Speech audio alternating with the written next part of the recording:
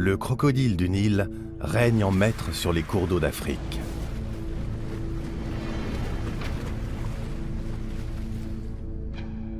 C'est l'un des reptiles les plus impressionnants et les plus redoutés au monde.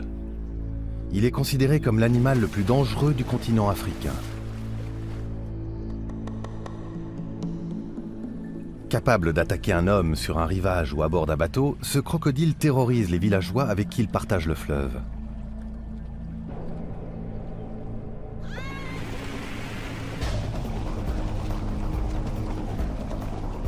On ignore à peu près tout de son comportement sous l'eau. Brad Bestelink, caméraman spécialisé dans les documentaires animaliers, est bien décidé à en savoir plus. Lors de sa mission, il sera amené à plonger dans l'Okavango, dont les eaux sont infestées de crocodiles. Son objectif, filmer ces créatures imprévisibles sans matériel de protection. Personne n'a encore jamais osé se lancer dans une telle aventure. Il va suivre ses prédateurs dans leur élément naturel.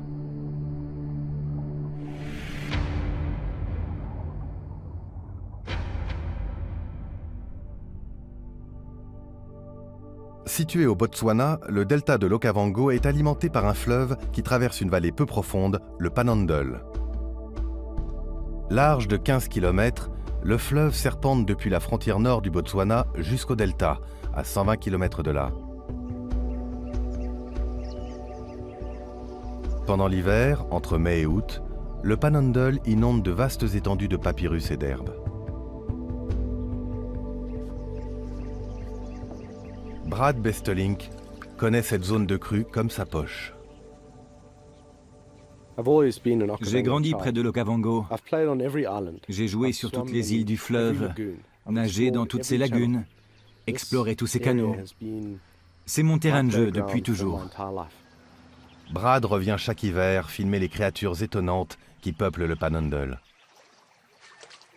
Il ne manque pas de sujets, car en cette saison, un grand nombre d'animaux rallient cette région luxuriante pour se nourrir et se reproduire. Les plus imposants résidents de la vallée, les hippopotames, creusent des canaux dans les champs de roseaux qui s'étendent à perte de vue. Le cob de l'Etchoué est une antilope aux sabots écartés, adaptée à la vie dans un environnement aquatique. Les oiseaux s'en donnent à cœur joie, insectes et poissons pullulent dans le fleuve, ses affluents et ses lagunes.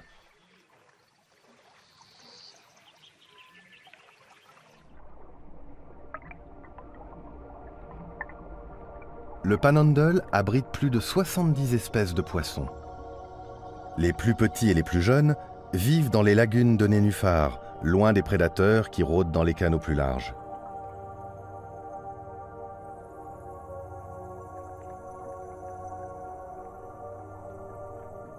Le poisson-tigre est l'équivalent africain du piranha d'Amérique du Sud. Il a des dents très aiguisées et peut se montrer très agressif. Mais ce n'est pas lui qui domine la chaîne alimentaire locale. Cette abondance de poissons attire un prédateur plus redoutable encore, le crocodile du Nil. La région du Panhandle compte plus de crocodiles que l'ensemble du delta de l'Okavango. Et en hiver, l'instinct de reproduction en attire encore, si bien que leurs effectifs peuvent atteindre 3000.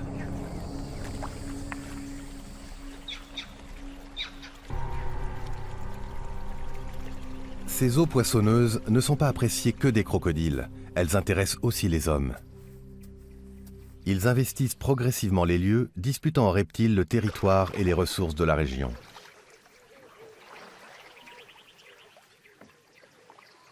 Cette cohabitation forcée n'est pas toujours pacifique.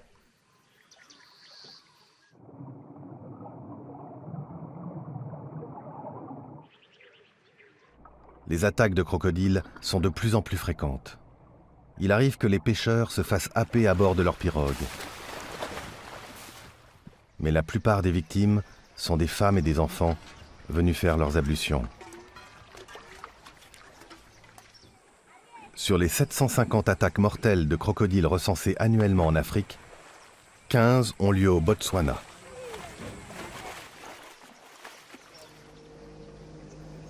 Brad Bestelink est bien conscient des dangers qu'il court en sillonnant ces eaux. Pourtant, il ne peut s'empêcher d'y revenir chaque année. Cette fois-ci, il est venu avec sa famille. Ses enfants constituent la 5e génération de Bestelink nés au Botswana. Comme Brad, ils sont fascinés par cette région. Andy, l'épouse de Brad, est aussi férue d'aventure. Brad et moi sommes très curieux. On a tous les deux envie d'explorer le monde pour mieux connaître notre environnement. Pourtant, une mère commence toujours par s'inquiéter. Au départ, j'avais très peur de les emmener dans cette région. Mais ce n'était pas justifié parce qu'ils s'épanouissent vraiment ici. Ils s'y sont adaptés très facilement. Ils n'ont peur de rien. Peu de gens connaissent aussi bien que Brad le Panhandle et sa faune. Il a commencé à les filmer il y a plus de 10 ans. Mais le documentariste est subjugué par un animal en particulier, le crocodile du Nil. Il souhaite filmer ce redoutable prédateur sous l'eau, une entreprise jamais tentée auparavant. Brad a entrepris de documenter la chasse des crocodiles sur l'Aéronnière, le territoire de reproduction des oiseaux serpents et des cormorans.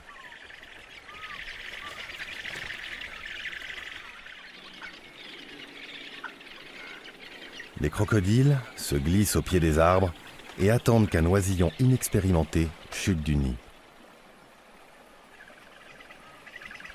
Seuls leurs yeux, leurs oreilles et leurs narines sont visibles à la surface.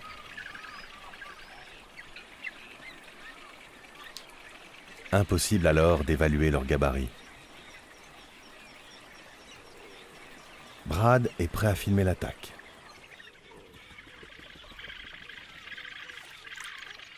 Ce jeune oiseau qui se jette à l'eau ne s'est pas encore volé.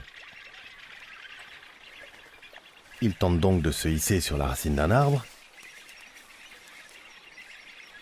Mais l'oiseau serpent est plus à l'aise dans l'eau. Il est gêné dans son ascension par ses pattes palmées et son long cou.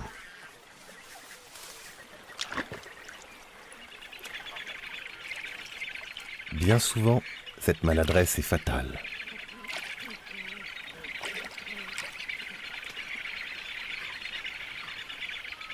Après avoir capturé sa proie, le crocodile disparaît sous l'eau. On ignore ce qu'il fait une fois immergé.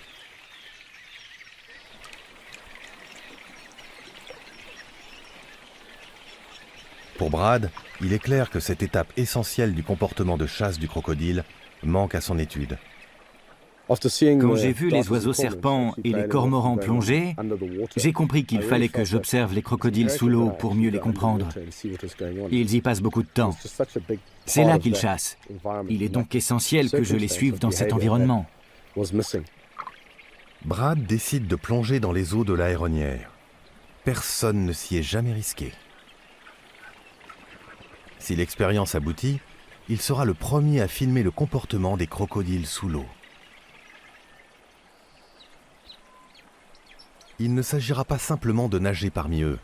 Il va s'introduire sur leur territoire de chasse, des eaux qu'il sillonne la faim au ventre.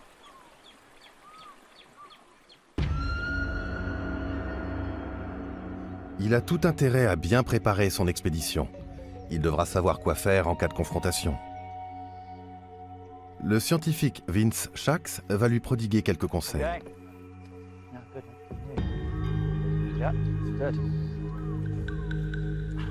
Vince dirige un projet de suivi des crocodiles de l'Okavango pour les parcs nationaux du Botswana, dont l'objectif est de délimiter des secteurs de protection pour ces reptiles.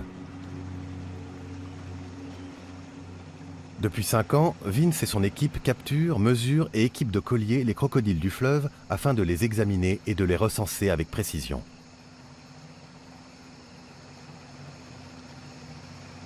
Small, éteins la lumière.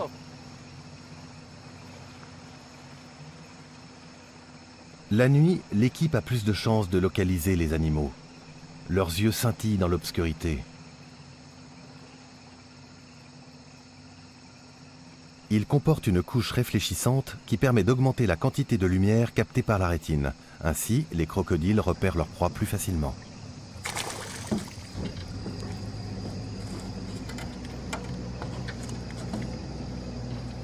Vince a attrapé un jeune reptile d'une seule main. Il doit être prudent car ses petites dents pourraient très bien lui déchiqueter l'autre. L'équipe, en revanche, a plus de mal à capturer les reptiles de plus d'1 mètre.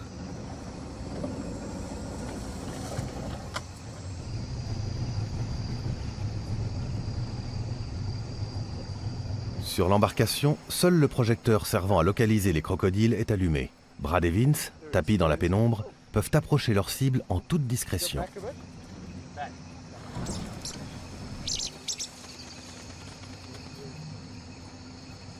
Ils se dirigent vers un spécimen autrement plus imposant.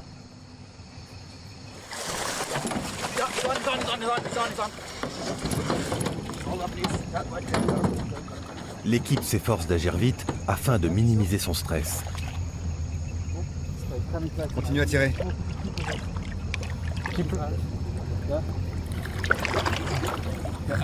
Passe-le autour de sa gueule. Surtout, il faut que tu te sentes en sécurité. Il faudrait qu'il morde le tissu.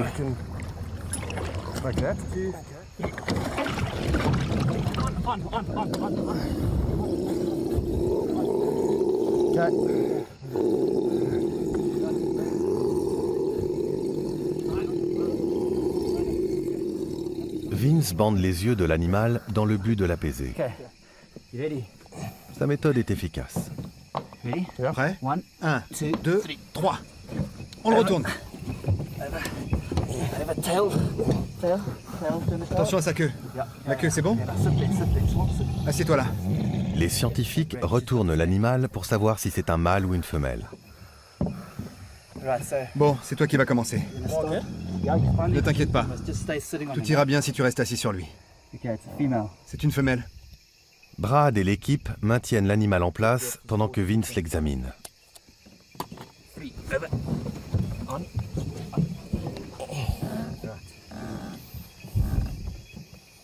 Un quart d'heure plus tard, le scientifique a recueilli toutes les informations qu'il souhaitait.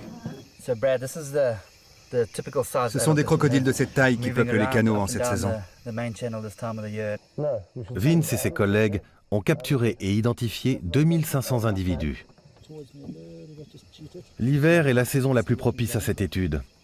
En effet, les crocodiles affluent vers le Panhandle pour se reproduire.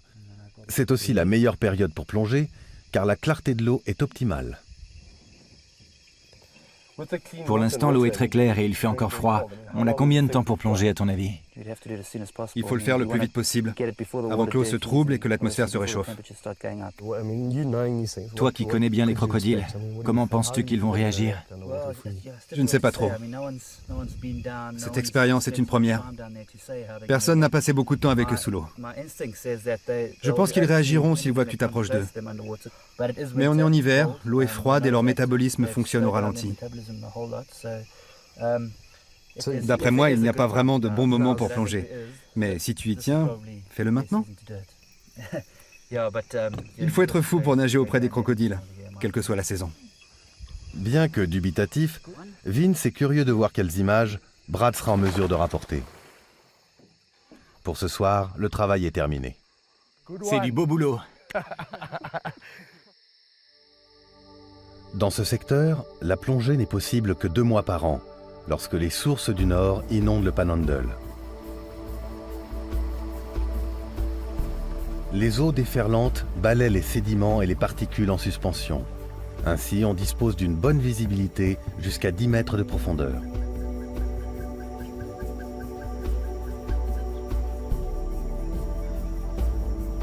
À la fin de l'hiver, le niveau d'eau baisse.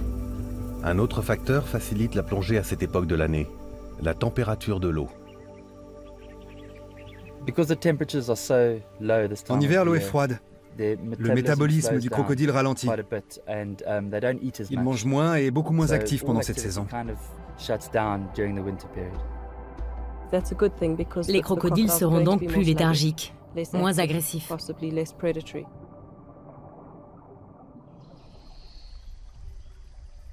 Brad se dit qu'il ne risque rien, car les crocodiles sont habitués à chasser des proies de petits gabarits, comme des oiseaux et des poissons. Mais ce n'est qu'une théorie. Il espère que les reptiles seront découragés par sa taille.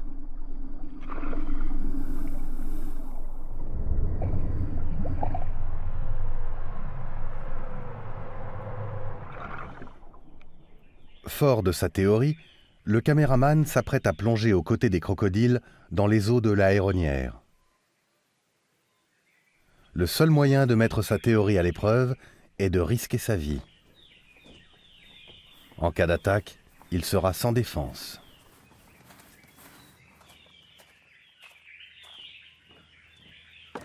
Andy, l'épouse de Brad, est monitrice de plongée. Elle va accompagner son mari pour plus de sûreté. Quant à Vince, il les suivra en bateau.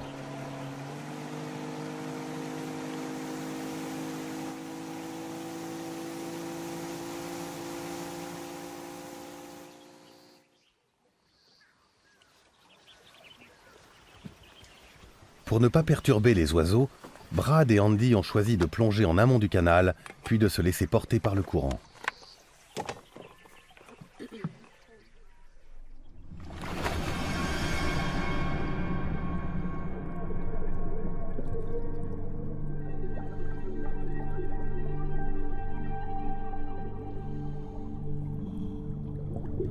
Les deux plongeurs, qui dérivent rapidement, découvrent d'immenses arbres entièrement immergés.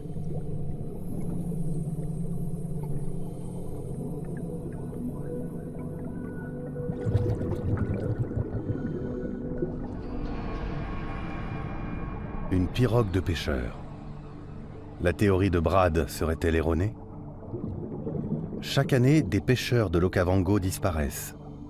Généralement, on ne retrouve rien des gens dévorés par les crocodiles.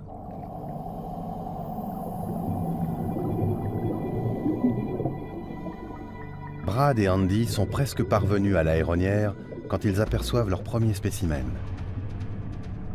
Ils s'approchent.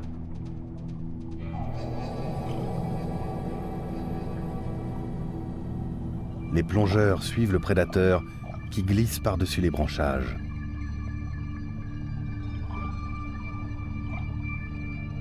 Il semblait moins dangereux qu'à la surface. Ce premier contact s'est très bien passé. On ne pensait pas pouvoir l'approcher d'aussi près.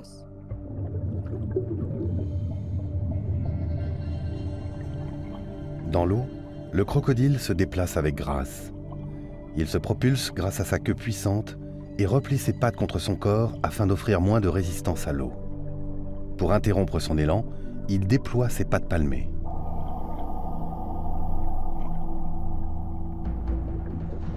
Brad continue de filmer. Andy observe la scène avec fascination, mais non sans appréhension. Bien que ce reptile soit relativement petit, 2 mètres seulement, il n'est pas inoffensif. Tous les crocodiles sont dangereux, quelle que soit leur taille.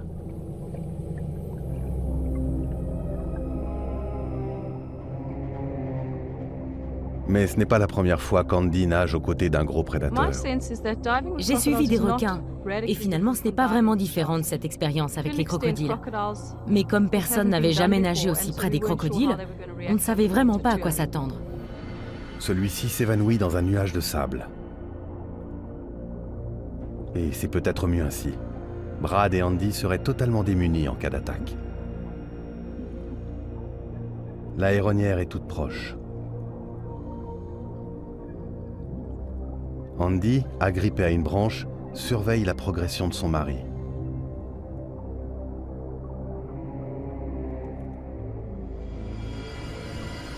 Brad s'engouffre dans un étroit tunnel sous l'arbre. C'est le terrain de chasse des crocodiles.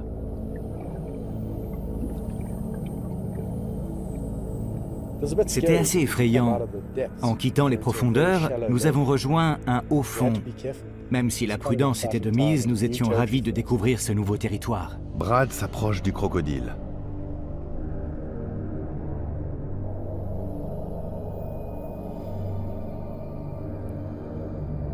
L'animal scrute la surface de l'eau. Il n'a pas encore vu le plongeur.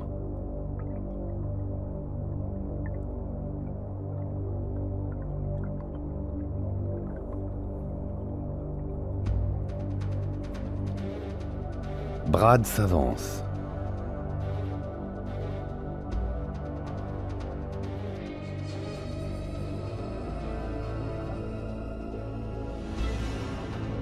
Trop près. Le crocodile a senti sa présence. Mais il ne fait pas mine d'attaquer. Il s'éloigne.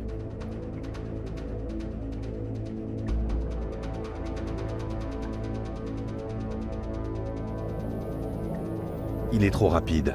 Brad ne peut pas le suivre.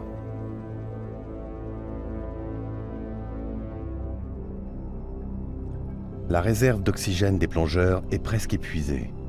Il est temps de regagner le bateau.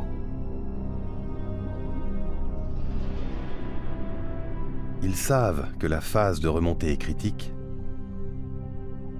car c'est en surface que les crocodiles préfèrent attaquer.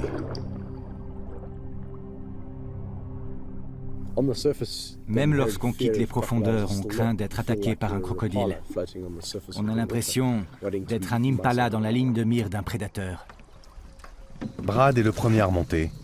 Andy est resté au fond de l'eau, où le danger est moindre.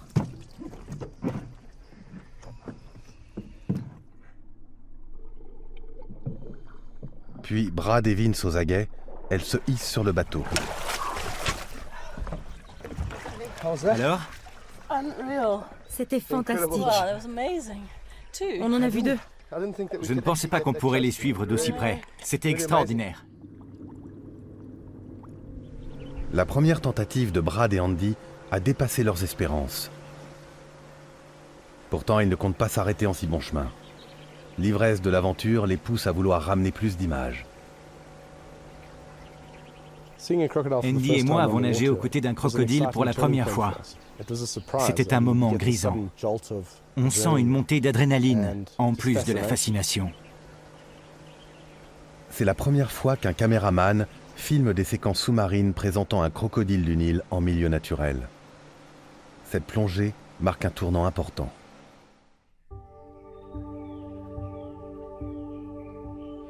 Remis de leurs émotions, Brad et Andy décident de plonger de nouveau pour filmer le plus possible. Le temps presse. Bientôt, l'eau sera trop trouble. Le couple doit profiter de cette période propice.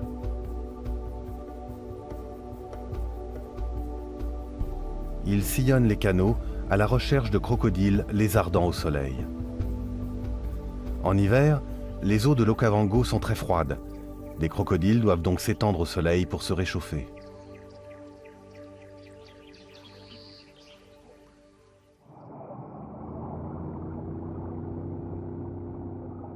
Celui-ci a entendu le bruit du moteur. Il plonge. Brad et Andy le suivent tout en se laissant porter par le courant. Ils cherchent le crocodile qu'ils ont aperçu sur la rive.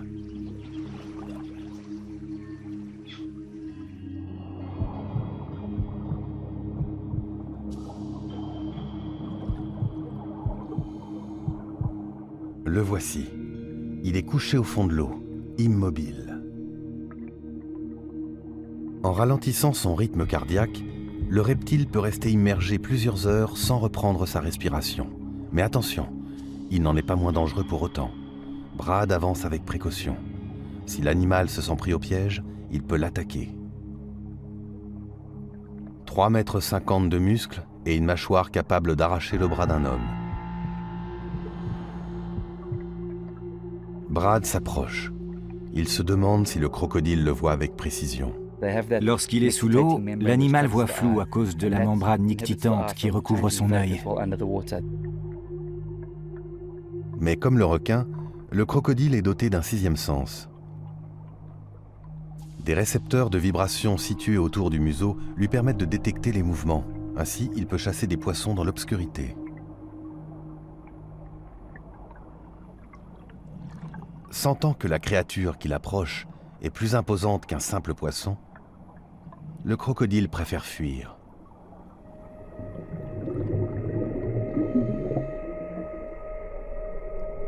Choisissant de longer la rive, il gagne la pénombre des papyrus.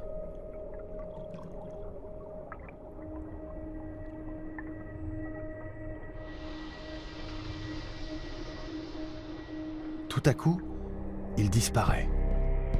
Brad est très surpris. À ses yeux, cette rive était parfaitement compacte.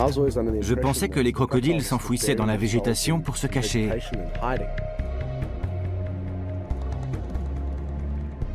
Stupéfaits, Brad et Andy vont examiner l'antre secret du reptile. Cela signifie pénétrer dans l'inconnu. Cette caverne abritait un univers dont on ignorait l'existence.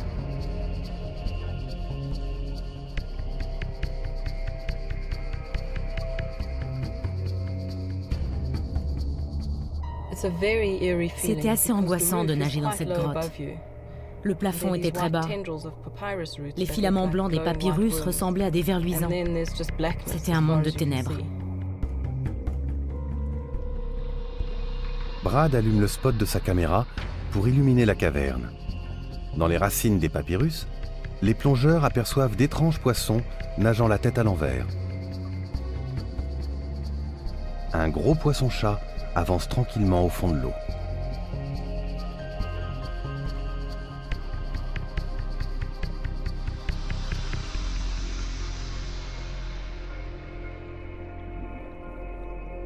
Fasciné par cette grotte insoupçonnée, Brad en oublie l'exploration des eaux de l'Aéronnière. Dans cette zone sombre et exiguë, les crocodiles sont dans leur élément et les plongeurs sont des intrus.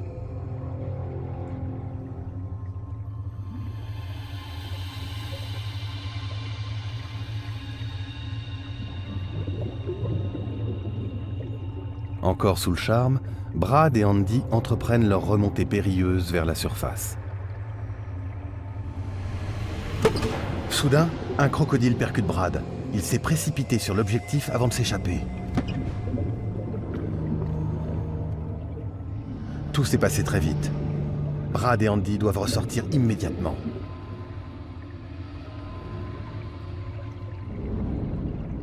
Le reptile cherchait-il vraiment à attaquer Brad ? Dans ce cas, pourquoi a-t-il surgi la gueule fermée ?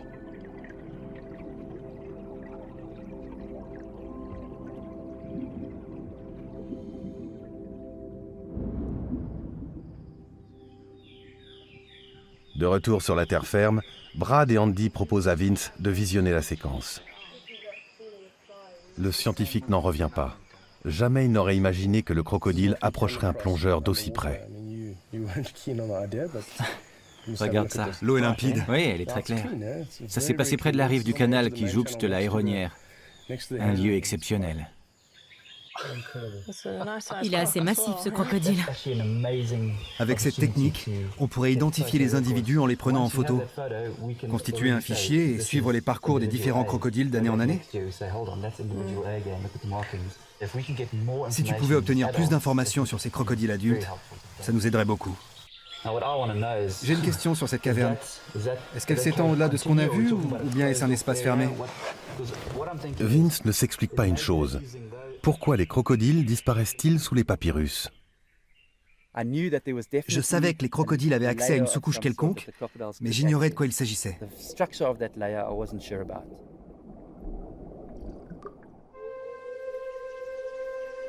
À présent, Brad et Andy se posent 1000 questions supplémentaires sur les crocodiles et sur ces grottes.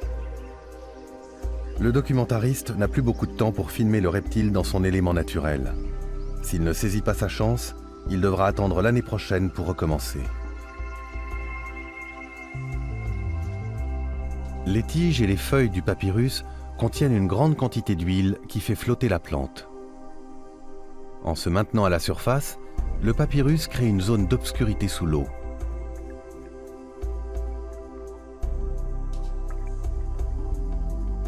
Lors de la décrue qui aura lieu à la fin de l'hiver, le niveau du fleuve baissera et la végétation de surface touchera à nouveau le sol.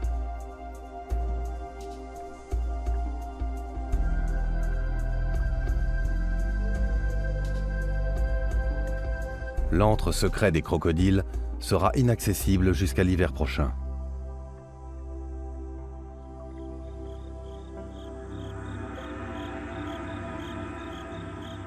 N'ayant jamais plongé dans l'obscurité, Brad doit se préparer avant de pénétrer dans la caverne.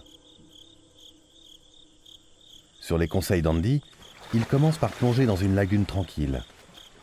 Il espère que les crocodiles ne seront pas de la partie pour cette première immersion nocturne.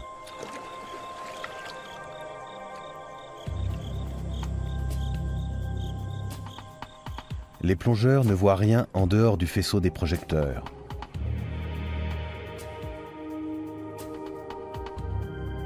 Si le risque d'une attaque est important dans ces conditions, la menace ne sera que plus grande dans la caverne des crocodiles.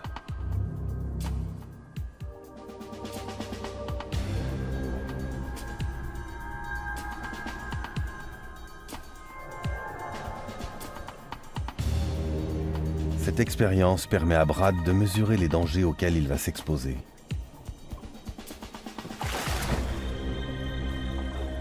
Cette fois, tout s'est bien passé, au grand soulagement d'Andy et de Brad. Je suis content de n'avoir croisé aucun crocodile. Dans le noir, on ne voit presque rien au-delà de la lumière des projecteurs. Je suis rassuré. C'est dommage qu'on ne puisse pas distinguer ce qui se trouve tout autour. Qui sait quelles créatures sont tapies dans l'ombre?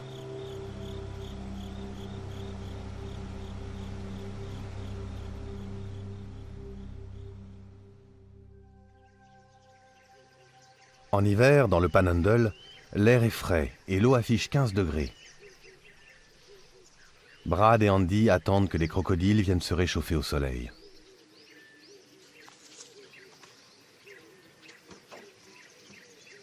C'est le moment d'explorer la mystérieuse grotte. C'est peut-être la dernière occasion pour Brad et Andy d'observer les crocodiles dans une eau claire.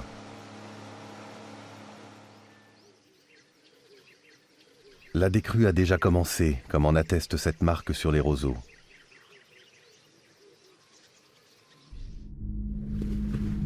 Les plongeurs amorcent leur descente. Évoluant dans le courant, ils cherchent des yeux l'entrée. Avec une réserve d'oxygène d'une heure, ils devraient avoir le temps de parcourir la grotte. Avant même de l'atteindre, il repère un crocodile de 4,50 m de long. Certainement un mâle. Jamais il n'avait croisé un spécimen aussi gros sous l'eau. Comment va-t-il réagir à leur présence? Il s'éloigne paresseusement.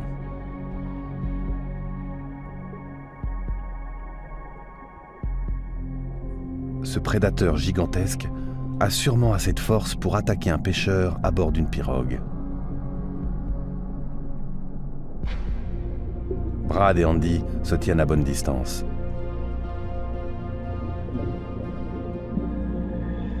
Le reptile se cache dans l'obscurité d'une crevasse. À côté du crocodile, Brad semble minuscule.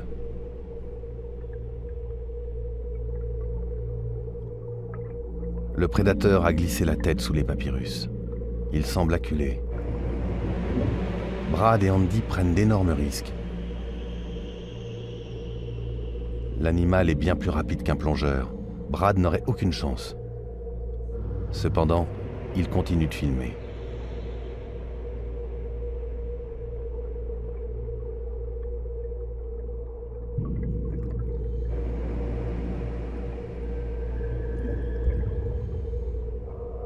Puis l'animal s'avance pesamment dans l'obscurité.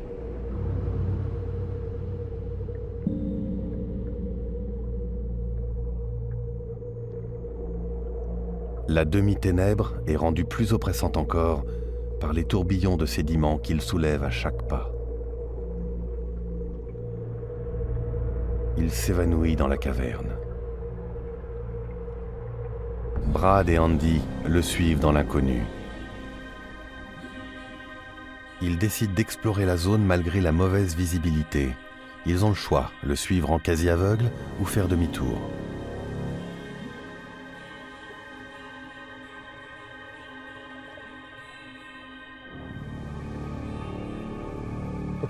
C'est un monde surprenant, un peu hostile. Je n'étais pas très rassuré. Parfois, un rayon de lumière perce depuis la surface et illumine une petite partie de la grotte. Les plongeurs entreprennent de suivre les nuages de sédiments. C'est le seul moyen pour eux de ne pas perdre la trace du reptile.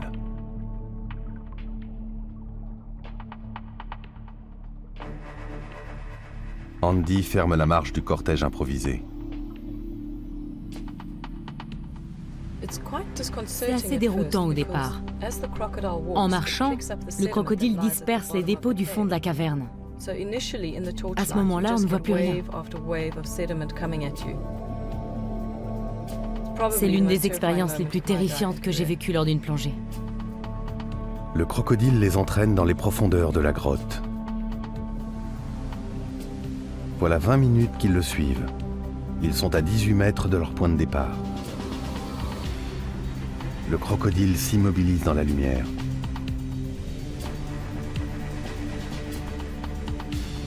Brad ne se laisse pas impressionner et continue de filmer le reptile.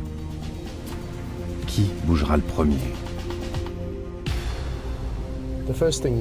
Les dents très blanches du crocodile ressortent très nettement dans cet espace si sombre.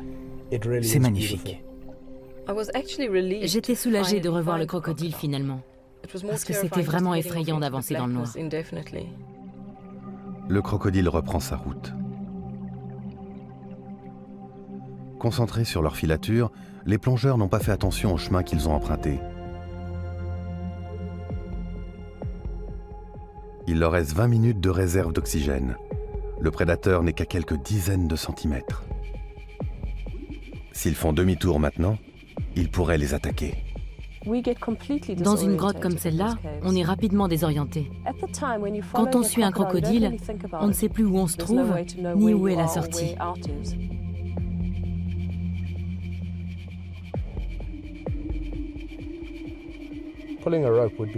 Dérouler une corde attachée au bateau serait malaisé, surtout lorsqu'on traverse des passages étroits encombrés par une végétation épaisse. Dans cet espace exigu, le reptile a un avantage certain sur les plongeurs.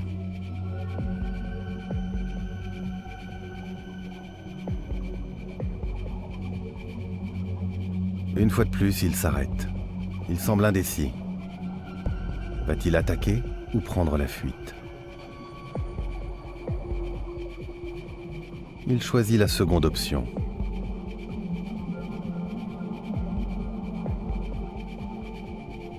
Brad et Andy doivent maintenant trouver la sortie de l'antre avec une réserve d'oxygène de 12 minutes. Brad balaye la caverne à l'aide de son projecteur.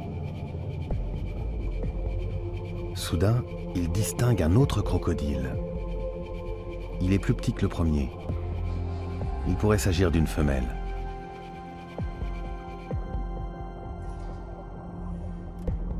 On est resté un bon moment avec ces crocodiles. Quand on en trouve un, on perd la notion du temps. Les deux reptiles se rejoignent. Brad se demande si la grotte est un lieu de rencontre pour les crocodiles pendant la saison des amours.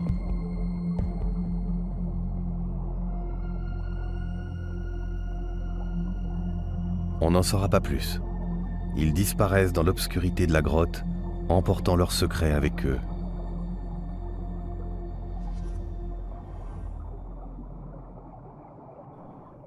Plus que 7 minutes de réserve d'oxygène. Les plongeurs sont à 30 mètres de la sortie. Mais où se trouve-t-elle exactement? Ce n'est pas le moment de paniquer.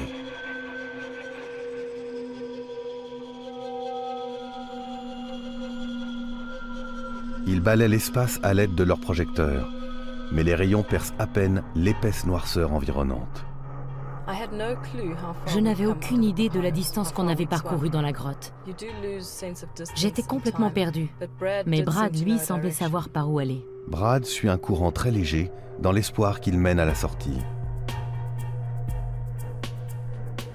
Et c'est le cas.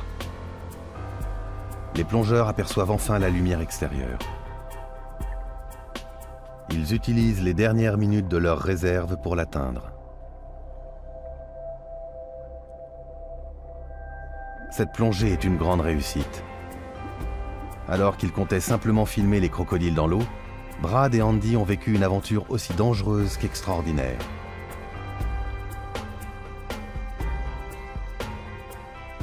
À l'abri des regards, les crocodiles évoluent avec aisance dans le dédale de grottes qui se trouve sous les papyrus. À la fin de l'hiver, ces cavernes éphémères auront disparu. Pour Brad, Andy et Vince, cette expérience est le début d'un projet scientifique très prometteur. J'ai envie de passer plus de temps sous l'eau avec les crocodiles. Bien qu'ayant passé sa vie à explorer l'Okavango, Brad vient de découvrir un univers dont il ne soupçonnait pas l'existence. Cette expédition est de loin sa plus belle victoire. Il a osé pénétrer le domaine du crocodile du Nil pour filmer des séquences inédites qui ouvrent des perspectives sur le comportement de ce reptile.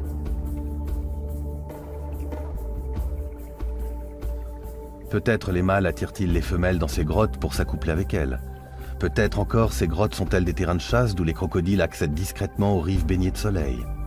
Grâce à ces images, Brad nous emmène avec lui sous les papyrus. Si les intentions des crocodiles restent un mystère, celles de Brad et Andy sont claires. Revenir l'hiver prochain pour en apprendre plus. Maintenant que nous connaissons l'existence de ces grottes, nous nous posons de nombreuses questions. Pourquoi les crocodiles s'y cachent-ils? Connaissent-ils bien le réseau des cavernes? Qu'y font-ils exactement?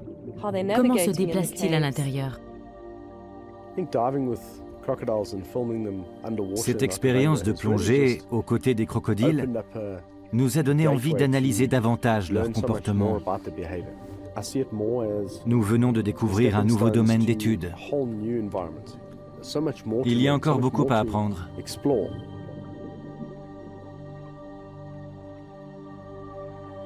Dans un monde où tant de sujets ont été étudiés en profondeur, il est rassurant de constater que la nature recèle encore quelques mystères. Et pour Brad et Andy, l'un d'eux se joue presque sous leurs yeux, dans l'antre secret des crocodiles.